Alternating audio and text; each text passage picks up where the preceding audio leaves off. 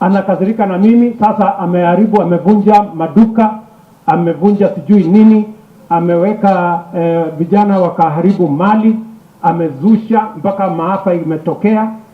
Mimi nauliza nyinyi watu wa Tharaka, kuna mtu anazaliwa ili aende afanye maandamano? Kuna mtu anazaliwa ili aende atupe mawe? Nimkalie ngumu awache kuharibu mali, na awache na vijana wa Kenya kutumia hawa kuharibu mali na kupiganisha watu na kutuletea kisirani. Awachane na mali ya Wakenya.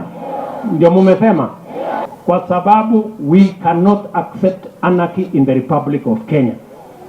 Na ndio mimi nawaambia our handshake brothers, nyinyi mnatumia pesa mlizoiba kupiganisha Kenya, kununua vijana waharibu mali, walete fujo, walete maafa, kwa sababu hamutaki tuendelee kama Wakenya, mnataka kutuweka mateka wenu.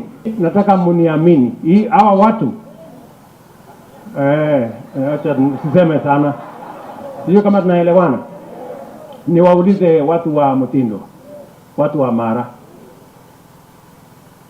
kulipa vijana waharibu mali, walete fujo, wavunje vitu, walete chaos, itapunguza gharama ya maisha kwa njia gani? Kuna vile gharama ya maisha itapanda, itashuka. So hii ni ujinga mtupu, na ndio wanataka kuharibu dunia yetu.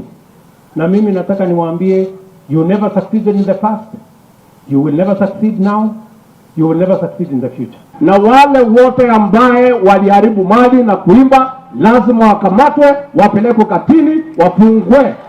Mambo ya kuharibu mali hatujui. Sisi ni watu ya kuchunga mali na kutafuta mali.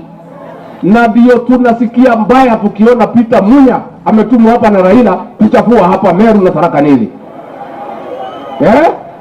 Akwende. Na sisi tunasema tutakuwa na mkutano ya viongozi, ndio tuongee mambo ya huyu Peter Munya, huyu Nderitu Mureithi, huyu Kioni na huyu Mwangi wa Iria na Martha Karua. Na tunasema rais wetu hapa katika mlima, hakuna mtu atakubaliwa hapa kuja kuleta fujo na kuharibu mali. We shall not allow maandamano ya Azimio katika Tharaka Nithi.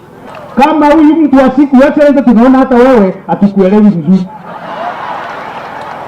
Ama ni namna gani watu wetu wa Tharaka Nithi?